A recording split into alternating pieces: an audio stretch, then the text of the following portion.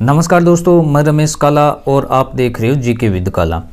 कक्षा 12 हिंदी अनिवार्य 24 मार्च शुक्रवार के लिए इस प्रश्न पत्र को इस प्रकार से डिज़ाइन करवाया गया है कि काफ़ी क्वेश्चन आपके मेन परीक्षा में इसमें से देखने को मिलेंगे। अंत तक वीडियो देखें, छोटा सा क्वेश्चन है, उत्तर भी इसमें लगाए गए हैं। तो आप देख सकते हो कि ये जो मैं प्रश्न पत्र दे रहा हूँ आप लिख लें, इसके क्वेश्चन काफ़ी क्वेश्चन मेन परीक्षा में देखने को मिलेंगे। तो इसके लिए आप चैनल को सब्सक्राइब ज़रूर कर लें।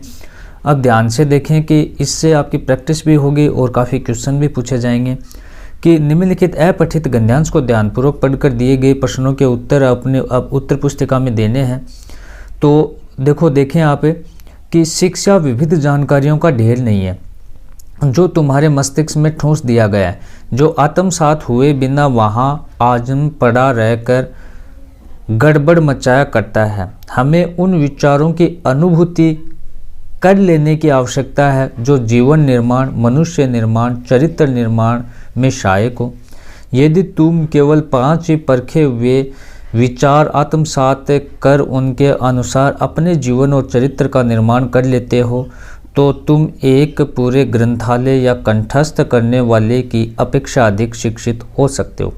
यदि शिक्षा का अर्थ जानकारी होता है तब तो पुस्तकालय संसार में सबसे बड़ा संत हो जाते हैं, विश्वकोश महान ऋषि बन जाते हैं। वह शिक्षा जो जन समुदाय को जीवन संग्राम के उपयुक्त नहीं बनाती, जो उनकी चारित्र्य शक्ति का विकास नहीं करती, तो उनमें भूत दया का भाव और सिंह का साहस पैदा नहीं करती, क्या उसे भी हम शिक्षा का नाम दे सकते हैं? अतएव मैं तो ऐसी शिक्षा चाहिए जिससे चरित्र बन सके, मानसिक बल बढ़े, बुद्धि का विकास हो, जिससे मनुष्य अपने पैरों पर खड़ा हो सके।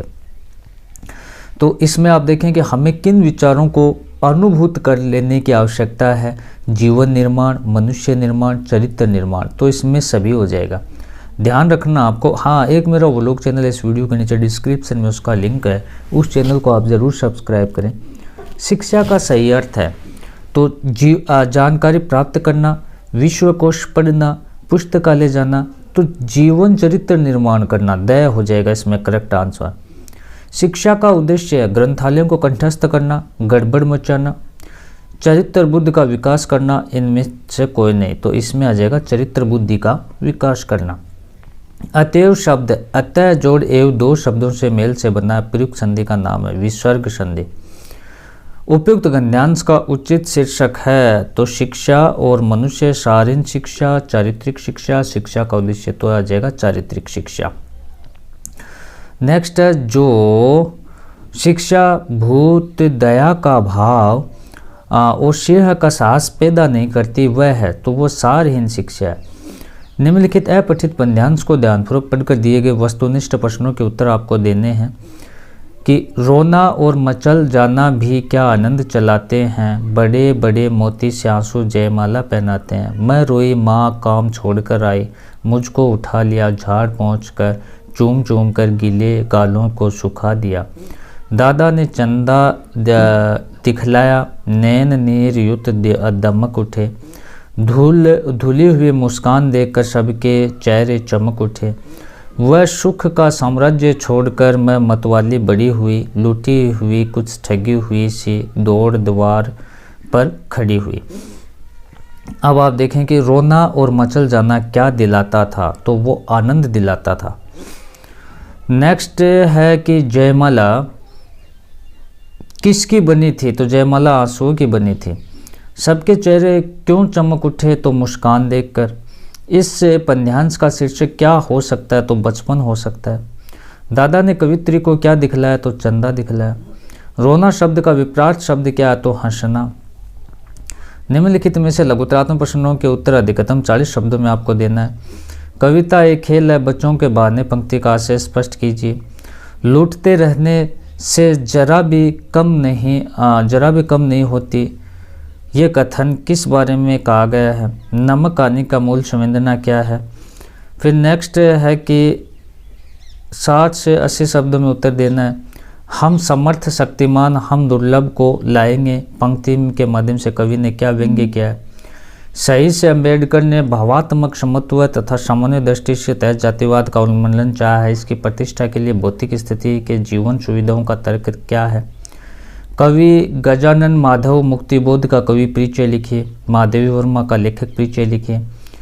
निम्नलिखित में से पद्यांश की सहप्रसंग व्याख्या कीजिए कि तीर्ति है समीर सागर पर, असीर सुख पर दुख की छाया, जग के दुग्ध हृदय पर निर्दय विप्लव की प्लावित माया, ये तेरी रण तरी भरी आकांक्षाओं से धन भेरी गर्जन से सजग सुप्त अंकुर, उर में पृथ्वी के आशाओं से नव जीवन की ऊंचा कर सिर ताक रहे हैं ये विप्लव के बादल।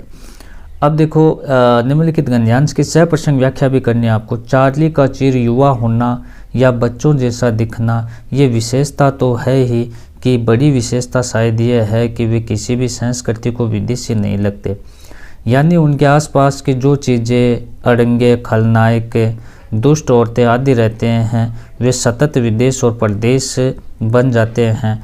चैपलिन, हाँ इसमें ये लिख रखा है देखो कि चैपलिन क्या लिख रखा, थोड़ा देखना पड़ेगा मेरे को। हाँ चैपलिन हम बन जाते हैं चार्ली के सारे संकटों में, हमें ये भी लगता है कि ये भी मैं ही हो सकता हूँ, लेकिन मैं ज़्यादा चार्ली हम लगते हैं। तो ये चीज़ें थी, इनको थोड़ा सा देख लें। और एक मोस्ट इम्पोर्टेंट वीडियो आएगा हिंदी का मास्टर वीडियो, वो आप ज़रूर देखें। और बाकी सब्जेक्ट की तैयारी भी इस चैनल पे करवाई जाएगी। सब्सक्राइब कर लें चैनल को, वीडियो को लाइक करें। डिस्क्रिप्शन में व्लॉग चैनल का लिंक है, उसे भी ज़रूर सब्सक्राइब करें। धन्यवाद दोस्तों।